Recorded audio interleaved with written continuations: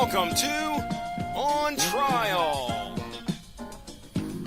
starring Mark Radulich, also starring Sean Comer. Hope you're ready, Hollywood, because you're on trial.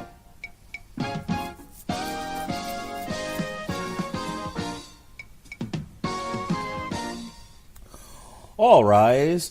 Court is now in session. The Honorable Judge Dredd presiding. I am your prosecuting attorney tonight, your mandated reporter, and frankly, I'm mortified, Mr. Mark Radulich. And on the docket is the 2010 Robert Rodriguez feature from the Predator franchise. Predators. That's plural, y'all. Predators. As I said, I will be prosecuting this little ditty, and joining us to defend it as the one and only Sean Comer. You're not. Hello, Sean. How are you? Johnny Cochran for the defense. Hello, everyone. I'm Sean. You're not. And if it's a movie, we can review it. So why don't you let's jump right into it. This is the final part of Predator Week here on the Radulich Broadcasting Network. We did Archie vs. Predator on source material. Robert and I ripped apart the new The Predator movie on Tuesday, and this puts the cherry on the. This is it. This is the last thing outside of maybe novels and other comics before we are completely done with this franchise, because we also did a Long Road to Ruin on the first two Predator movies. So, what you got for notes, sir? Not a whole lot. I mean, this came out after a long period with, well, we want to say no installments in the Predator franchise, but that's only if we very selectively decide not to count Alien versus Predator. This came out... Let's see, if I'm correct, and feel free to correct me if I'm not, I believe this came out after both of the Alien vs. Predator films.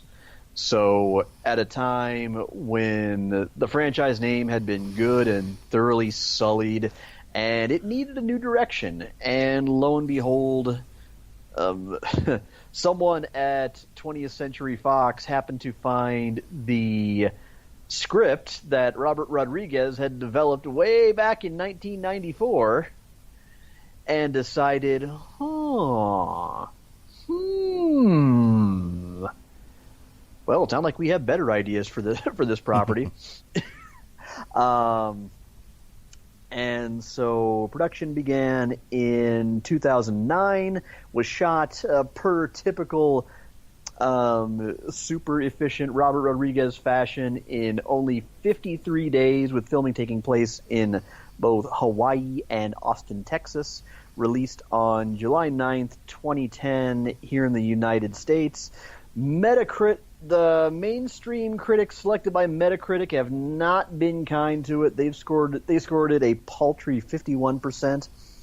It grossed $24 million on its opening weekend. Since then, it has raked in another $52 million in the United States, bringing its total to about $127 million worldwide.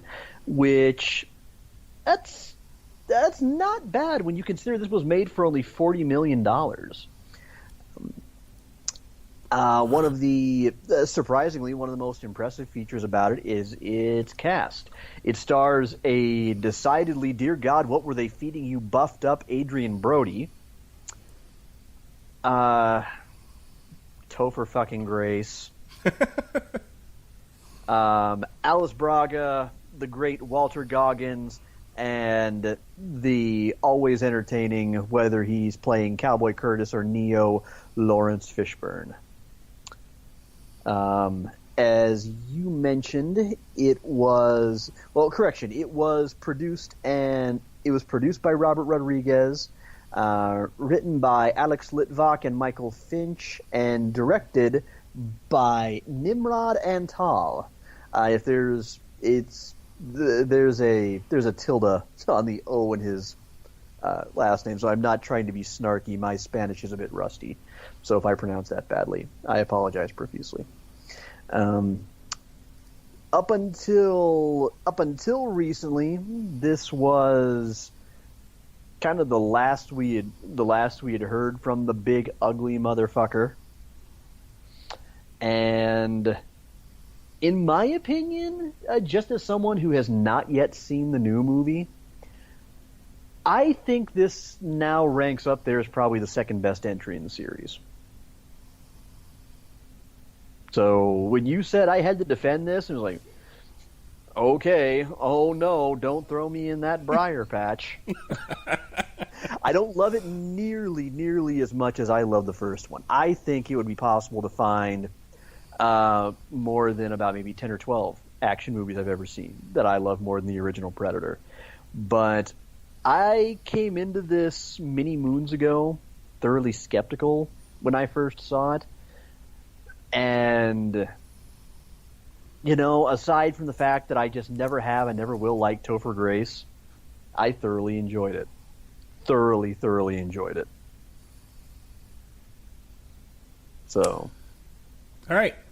Here's your 10-cent plot synopsis, and then I'll jump right into my prosecution of this. A bunch of the most dangerous folks in the world, soldiers, prisoners, criminals alike, are all parachuted into an unfamiliar jungle. Slowly but surely, they come to realize they are on an alien planet. More specifically, they are on a planet that's being used as a game preserve, and they come to find out, to their horror, that they are the game. Dun dun! With that said, they come to find out that there is a smaller predator that's tied to a post by three bigger predators, whom are there to hunt said game. They run afoul of the predator dogs, which are a cross between pit bulls and deer, with large antlers and horns and whatnot.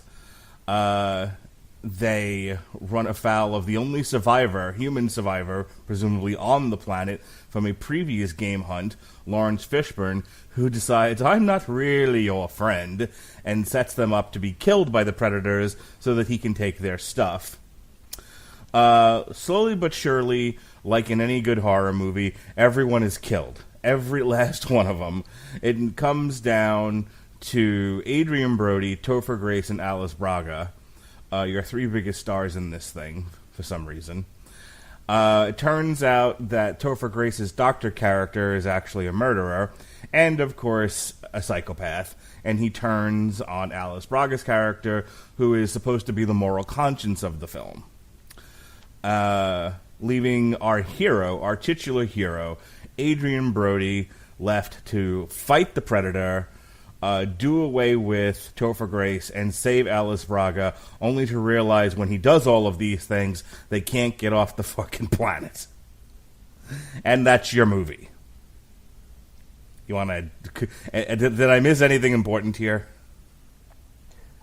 About the only objections I would raise is there are a couple other notable casting choices. I mean, there's you've got MMA veteran Oleg Taktarov as Spetsnaz Alpha Group Commando Nikolai. I cannot. We have a. And if I'm getting names right, and forgive me, you have a better name for actors than I do sometimes.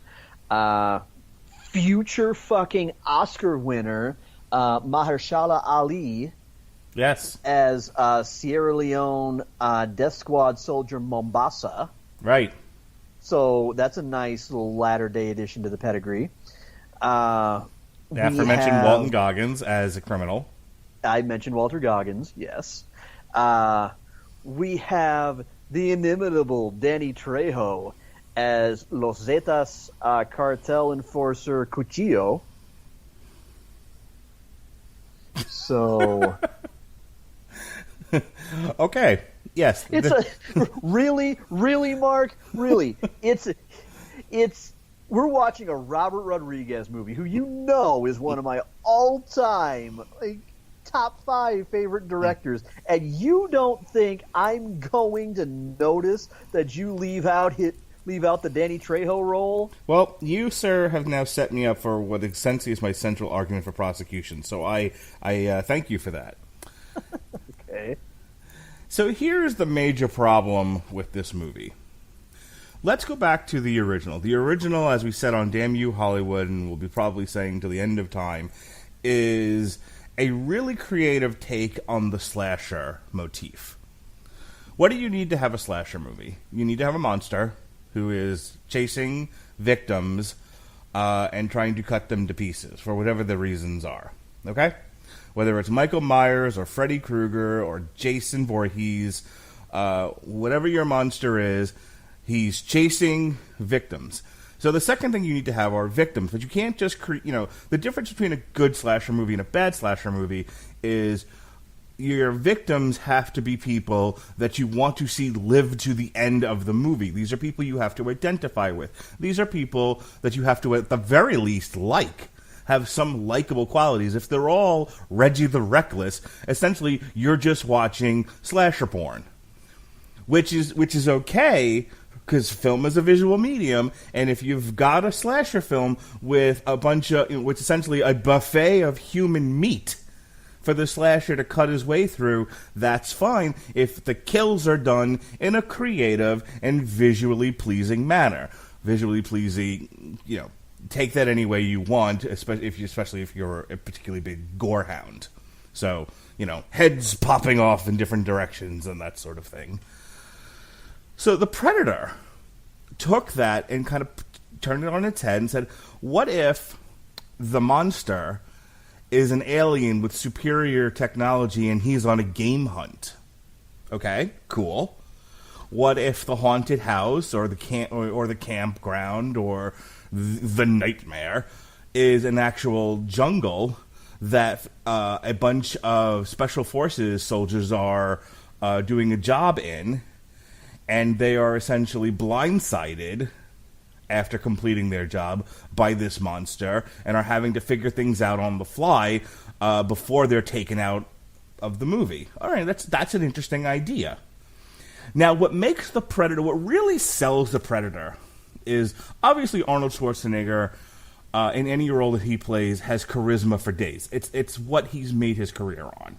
Then you have the Gatling-carrying, tobacco-chewing, slack-jaw faggot-calling Jesse Ventura. Okay? If you need any argument that the Jesse Ventura's character had charisma for days and was entertaining as all get out, might have been one of the more entertaining characters in the movie, just by his mere presence. People have been quoting, "I ain't got time to bleed," for decades now. Okay? The slackjaw faggot line, also quoted, though much less in our hashtag MeToo culture. Then you have Carl Weathers. You have the rest of the cast. Everybody, are these big, buff, entertaining guys. There are scenes in the movie like the handshake, which I have said, if after that handshake every woman in the room wasn't impregnated, I don't know what's going on. The movie is just made of testosterone. It's awesome. And then you have this really fun, inventive creature, chopping his way through them all. And then it comes down to him and Schwarzenegger, who have an entertaining final fight, and Schwarzenegger says funny things like, "You are one ugly motherfucker," etc., etc. That is why Predator still stands up today as a great slasher / science fiction / action movie. Okay? It fills out all of these different bubbles, right? It's all of these different combinations in a Venn diagram. It's got a great cast. It's got great characters. And it's a fairly simple plot, fairly simple structure. So here's the problem. Much like Star Wars, it's hard to do anything with it after that.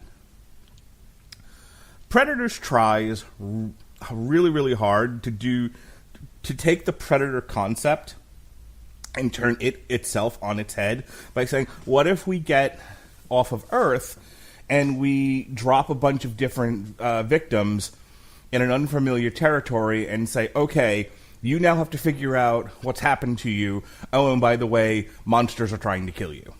All right. If you're pitching me, that's not a bad pitch. Here's the problem. We already know what the Predators are, and unless you do something really wicked cool with the Predators, it's the same old thing. Making them a little bit more bigger, giving them a little bit more juice, and inventing a civil war that isn't played up on, more on that later, isn't enough to make the Predators interesting. They're still the same monsters. It's still Jason Voorhees. It's still Freddy Krueger, without the quips. All right, so strike one, the monster is the exact same as it was in the first movie. So that leaves one thing that you can do to really make this movie stand out, and that is give us good, solid, charismatic, creative characters to root for. This is the fundamental problem with this entire movie.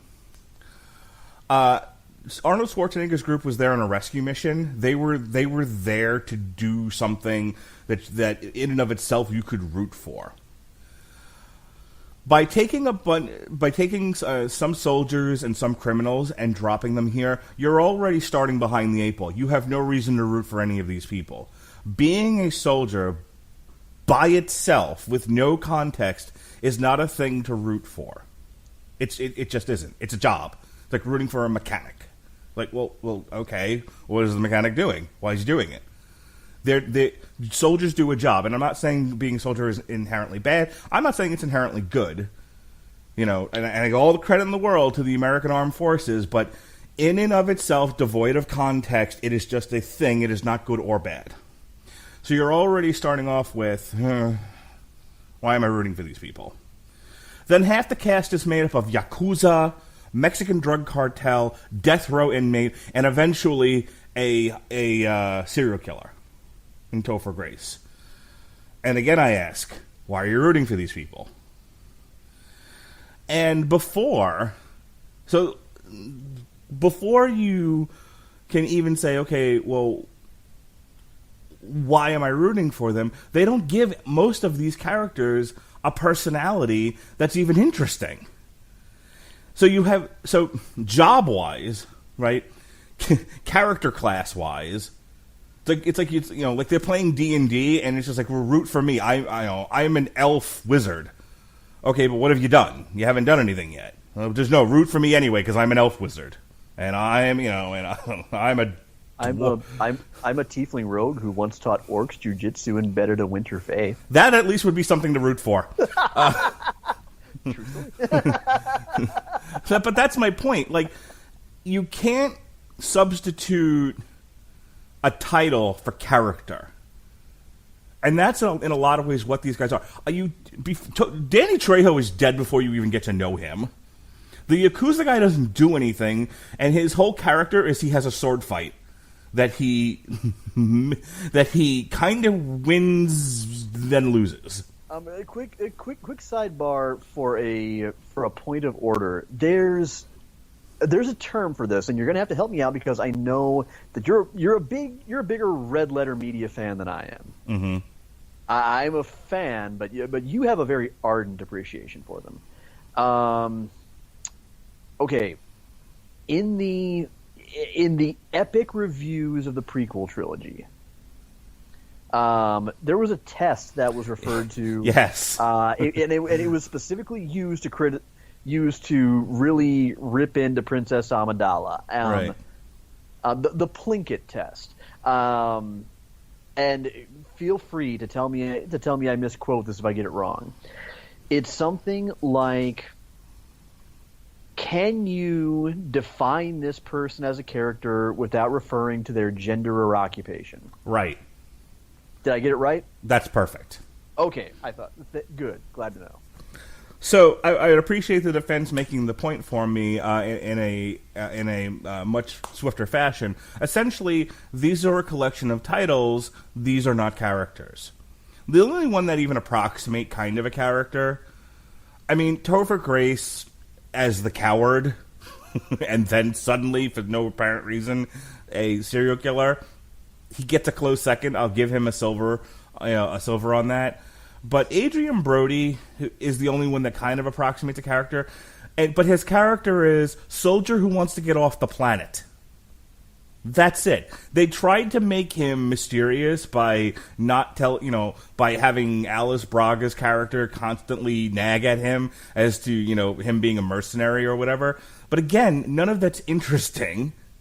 None of that's a reason to root for these people. And so the whole movie essentially is you waiting for the Predator to just chop their way through him. The only one that's even remotely fun to watch and interesting is Walton Goggins. That's because it's Walter fucking Goggins. Walton Goggins could be doing paper mache and make it interesting, especially if he talks through it. Okay? Walton Goggins, I want to hear Walton Goggins reading Dr. Seuss books. He's hilarious. He's so good. I now kind of want to see a short Adult Swim segment called the Walter Goggins Paper Mache Hour.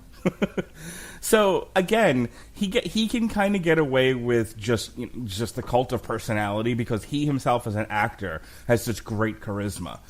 But there's not. But again, why would you root for a San Quentin State Prison murderer who's about to be killed on death row?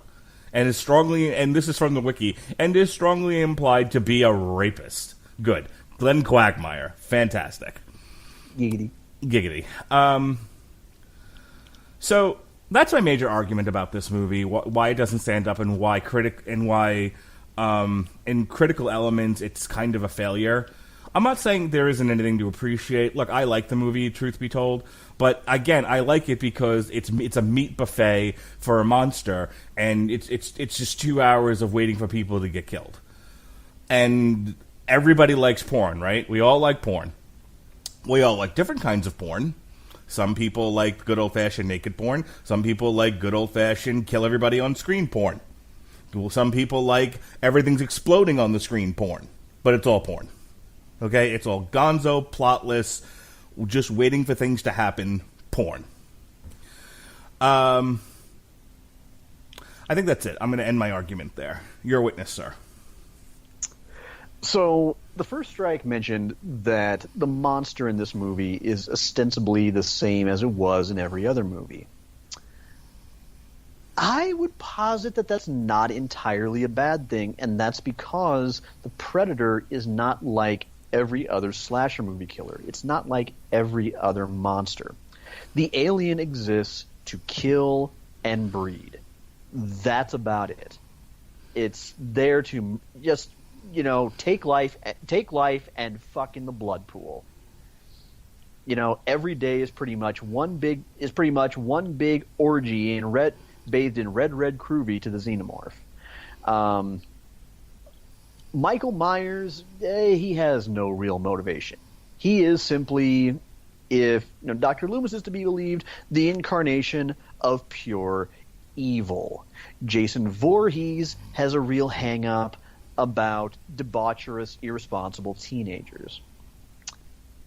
That's all well and good, but the thing is, those are all creatures and killers that first and foremost seek out the innocent, the defenseless. They go for prey that requires the very least amount of effort. What has always made the Predator interesting is that it's an honorable race of killers. They specifically seek out sport. If it's not dangerous prey, it isn't worthwhile to them. This is exemplified in both the first two movies, and again in the two Alien, to a much less successful extent, in the Alien versus Predator duo. And so, in a way, it becomes a killer that you almost can't help but root for. It's a whole different experience. It's like, wait a sec, hang on. I'm keeping it light tonight. I just finished my workout, so I'm drinking Gatorade Zero. Let the drinking game commence. It's like that wrestler that's booked as a heel. But after a while watching them, somehow you can't help but be drawn to them, to root for them. It's Jake the Snake Roberts. It's Stone Cold Steve Austin. It's, at his best, The Rock. Sure, a little swig there.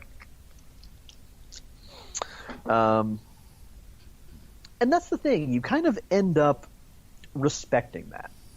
They're not out to exterminate humanity. They're not necessarily out to really rule.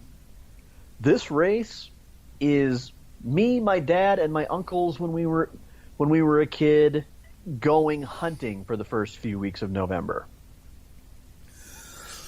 That's pretty. Gesundheit.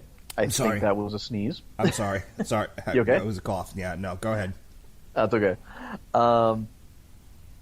You kind of have to appreciate that, and even more so when you realize that that in this movie it's not entirely pitted against Boy Scouts. It's a bit of a different dynamic because, in a way, this is Predator sort of through the lens of Cube, if you want to compare it to anything. You have a whole bunch of strangers from various violent backgrounds, some righteous, some not so much. But the Predators have done their homework and they've seen that these people are worthy prey. They're sporting prey. Prey that will present them with an actual potential lethal challenge, theoretically. Whether they're criminals or soldiers who simply, fight for crown/God and country. They're all people who have proven adept at defending themselves and taking life, most of which can do so with no conscience or hesitation whatsoever. Or in the case of Topher Grace, he's particularly cunning. He's deceptive. He's shrewd. He's maneuverable. He hides in plain sight. I would think he actually might very well be the predator they might respect the most, if not for the fact that they probably also realize, this one tends to prey on the innocent. But you can't argue with this technique. So that's kind of the other counter argument to it, is the fact that they're not facing a cohesive team. They're not facing people who are necessarily inclined to all work together out of familiarity with one another. They're facing deadly individuals, but kind of a slapdash team. So that makes it a bit of a different dynamic from the first two movies. That the fight takes place on another planet, okay, admittedly it looks more or less about the same as the South American jungle in the first one. So I'm not going to pretend that's a huge stretch as far as settings go. It's something they could have done a little bit more with. But it's something for which I will give Robert Rodriguez credit for, in his original treatment, thinking a bit outside the box. Instead of the fight being an away game for the Predator, he wants to make it a home game for their people. So it was the right idea, just not necessarily executed so well. As far as whether or not you're really engaged with these people or you're rooting for them, it's possible to cheer some of them on, but admittedly difficult. Adrien Brody and Alice Braga are kind of set up as the two that you're going to be most inclined to cheer on and survive. But I don't think that's really what they were going for here. I don't think they were necessarily going for making anybody heroic in this one, because it's a bit of a different time. In the time of fiction, we're living in the age of the anti-hero, wherein we're more interested than anything else in just seeing the outcome itself, rather than necessarily looking for a champion, so to speak. We're just kind of sitting back, watching the imminent bloodbath, and going, you know what it is. To sum it up, it is me watching the Super Bowl every single fucking year. I give not a dribble of piss about professional football, if we're being perfectly honest. I do not. For a myriad of reasons, partially the fact that I've just found other sports towards which I'm more attracted, part of which being that I'm not a fan of the culture surrounding the NFL, part of it being the NFL fandom just generally irritates the piss out of me. And yet, every year I will at least keep track of the score of the Super Bowl. I will check in on key updates. Why? Because they've theoretically brought together the two best teams in the league. They've crafted the narrative around this is what makes them strong, this is what makes them weak, and I just want to see who comes out on top. Sometimes that really is all you need. Is just going, okay, I don't like either of these people, but I'm still intrigued to see which one is proven superior. And that works here. And it's in part because Robert Rodriguez works well with anti-heroes. You have to remember, this all comes after he had done the Mariachi trilogy, after he had made his adaptation of Sin City, which is replete with, renegades, rebels, and rogues. I believe this was post Machete. It was after Grindhouse. This is a franchise that is right up Robert Rodriguez's alley, and to be honest, I think it's just the fact that he wrote a good treatment initially, but at the time when he submitted it, 20th Century Fox was probably looking at him and thinking, you're very much a newbie director, and this is a pretty big deal property for us. We're not just going to hand this over to you. In fact, he wrote this while he was making Desperado, which was his, undeniable breakout. All of a sudden, Desperado comes out, hits huge. He makes an epically successful follow-up. He makes all the other movies I mentioned. He's become a Hollywood name, a guy that can bring in a project on time or before schedule, on or under budget, and it is almost guaranteed to make money. And lo and behold, that is what this one did. Over $120 million, $40 million budget after being shot in 53 days. That is amazing.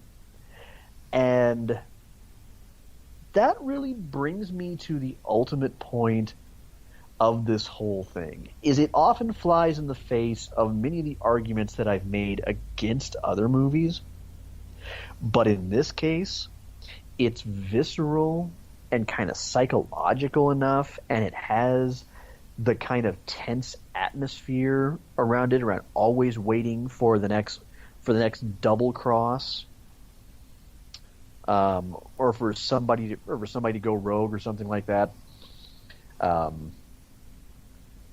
That It works. Is it the greatest psychological thriller of all time? God, no. No. Come on. But it at least wasn't as silly as Predator 2. It didn't go off in the kinds of ridiculous, head-scratching, out-of-character for the franchise directions that Alien vs. Predator did. It's very true to the spirit of the first movie. I think that had this been made with in the mid 90s with a stable of whoever the most bankable stars were at that time, I think it would have probably been reviewed in a much more friendly fashion because it's more in line with what action movies were back then. Where everybody wasn't quite expecting something that was terribly cerebral or a masterpiece of cinema d'art. I don't know if I got that phrase right at all. I apologize to any French speakers out there.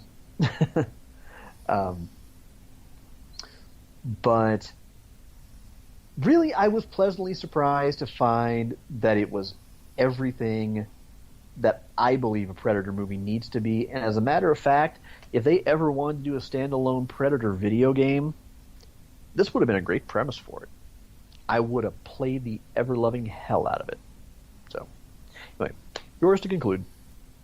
My only other point with this, and then we're going to close it out tonight, as there's not a whole lot more needs to be said about this, is there are two reasons to make a sequel. One, because you feel like there's another story to be told with these characters. Their story is not yet finished. You as a creator, have a story in your heart that you feel like you need to be told, or you look at a thing and goes, wouldn't it be cool if this happened, or it'd be interesting if this happened with these characters. Or, it made a lot of money. You assume it's going to make more money if you do another one. Okay, let's be clear about that. Here is the trick with creating a sequel. In order for a sequel to, I think, be successful, because here's the thing. What you don't want to do is create a movie that's essentially a rehash of the first one. You also don't want to do what ends up becoming a mockery of the first one, or a cheap imitation of the first one. What you don't want is Grease 2. Okay? Grease is a great movie.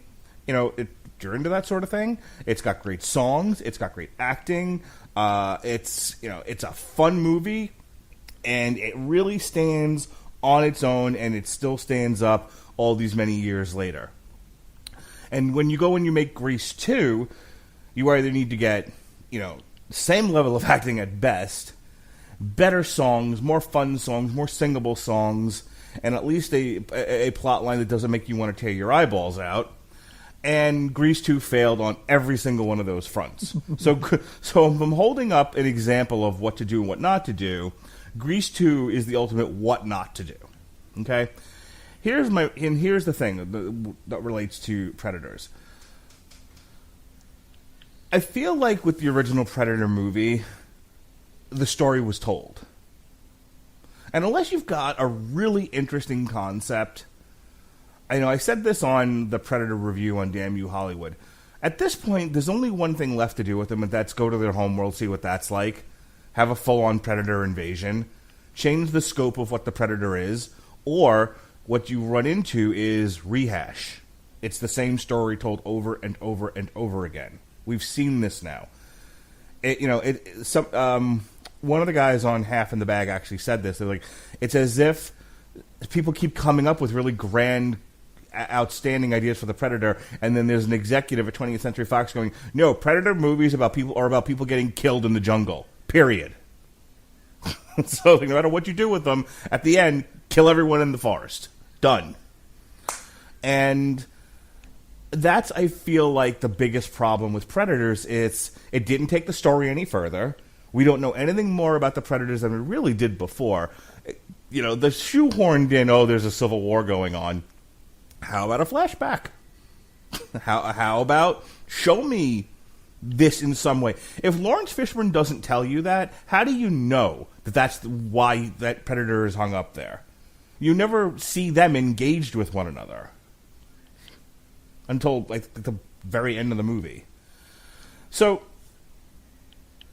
it doesn't take the story in any new directions. It doesn't tell you anything more about the Predators that you didn't already know. Or what it does tell you, it literally just tells you. It doesn't show you in any way. So it might as well not have been there in the first place. And it didn't do anything with the kills or the characters that wasn't superior to the first one. So in my mind, Predators is a failure. I mean, if you haven't watched Predator in a while and you sit down and you watch Predators on Cinemax, you know, one rainy afternoon when you've got nothing else to do, it's a fine way to spend 2 hours. But if you want the authentic, if you want the real deal, if you want the world-changing one, you watch the original. Why are you wasting your time with this slapdash rehash with unlikable, half uncharismatic characters? Alice Braga, I'm looking in your direction. You are a nag for the entire 2-hour motion picture, and I was glad when you were dead. The defense rests. And again, for the record, my praise is not insincere. I love this movie. Okay, love is a strong word. I love you like a friend. You're kind of like a brother. It doesn't live up to how much I absolutely adore the first movie. I have to say, Predators is probably like in my top 20 like all time. Might even be in my top 10 if I, depending on how we're counting trilogies and whatnot. I think that's fair. Yeah, it's awesome. It's one of my. It is absolutely probably my favorite Schwarzenegger movie. Next to Terminator 2. But I just as much as, like I said, I watched Predators 2 in preparation. I watched Predators in preparation for the podcast and everything. I didn't have a bad time watching it. I just it's one of those where I never had to think about it before. So it was kind of drooling and eating popcorn. And I enjoyed it. Now I got to think about it. I'm like, oh wow, this movie's got lots of problems. It ain't perfect. I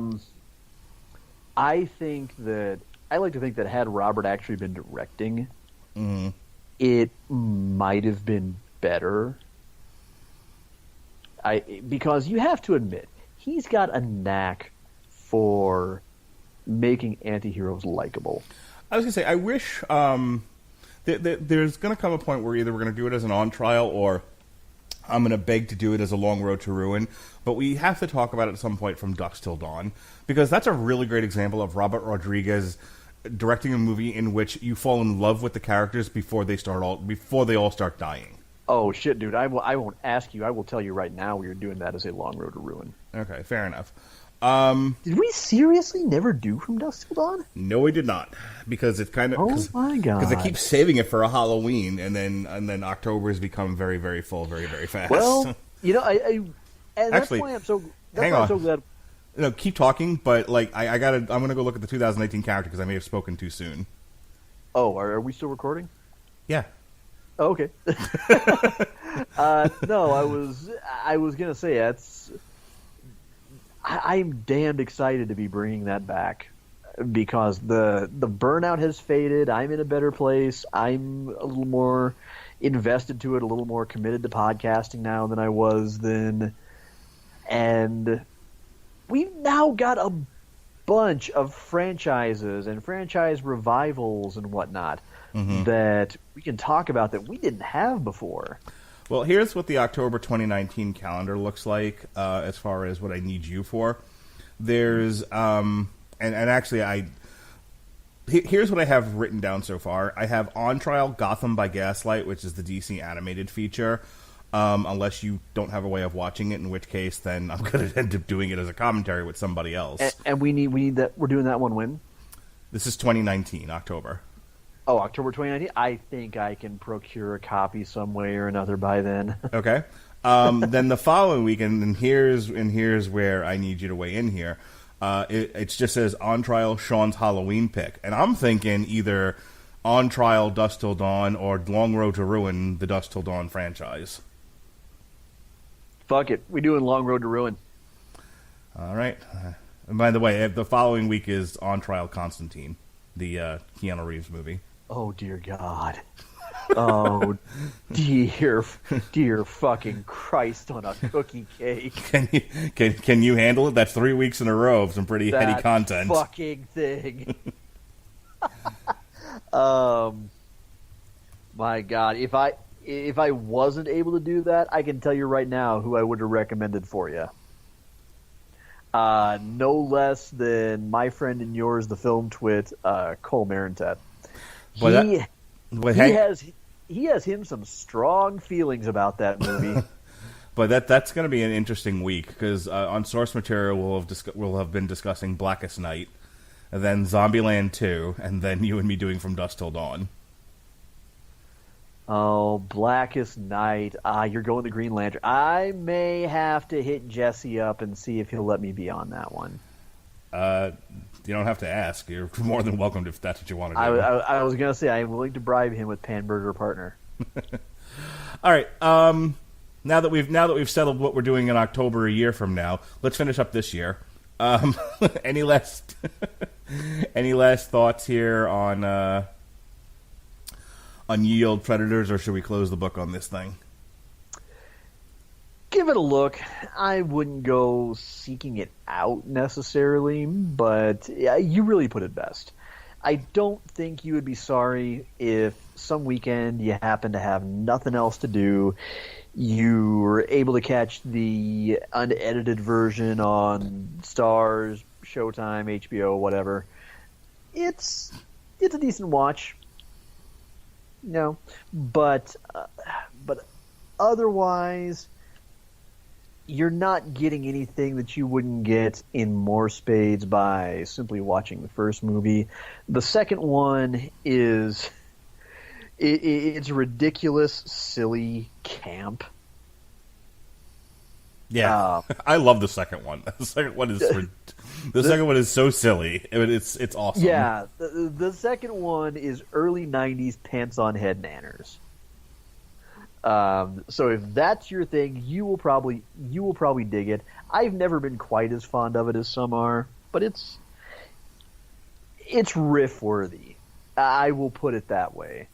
If you decide that you and your robot friends have movie sign, you can do a lot worse than that. But yeah, Predators I think supplants it as my second favorite in the series.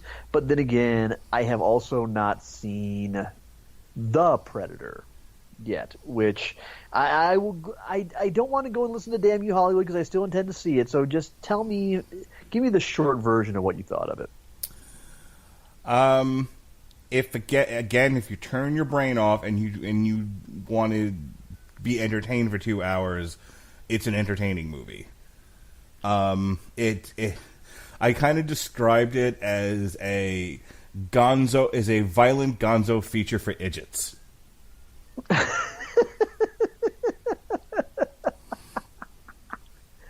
I wonder if that was what Shane Black was going for.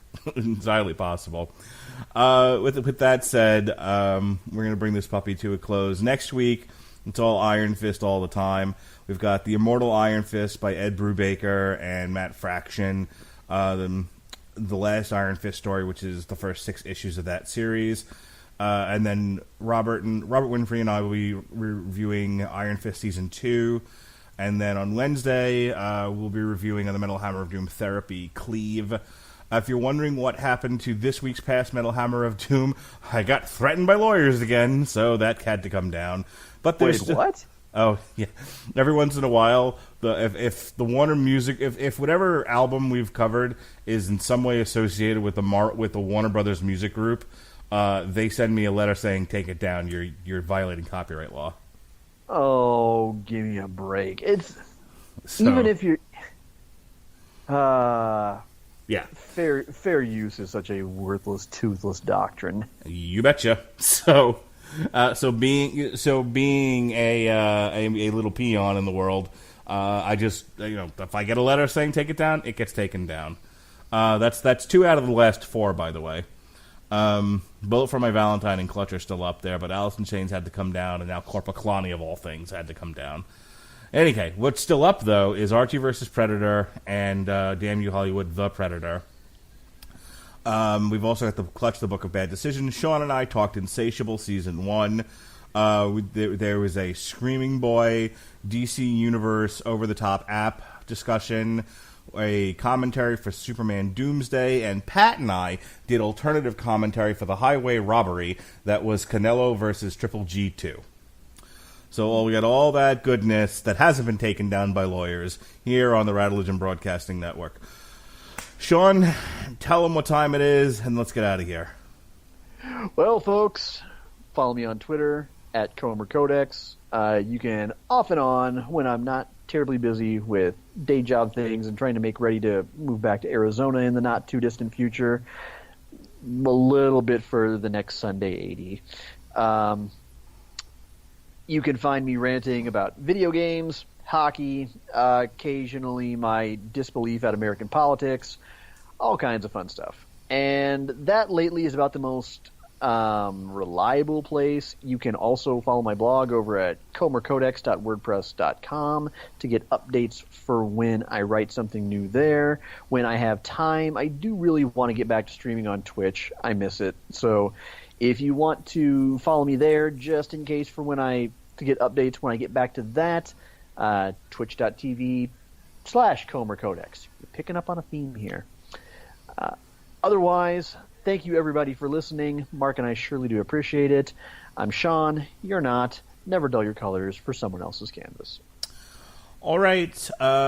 With that said, just quick plug for the next On Trial, which will be October 30th. It's Sean's pick. It's the 1981, now out of continuity, Halloween 2.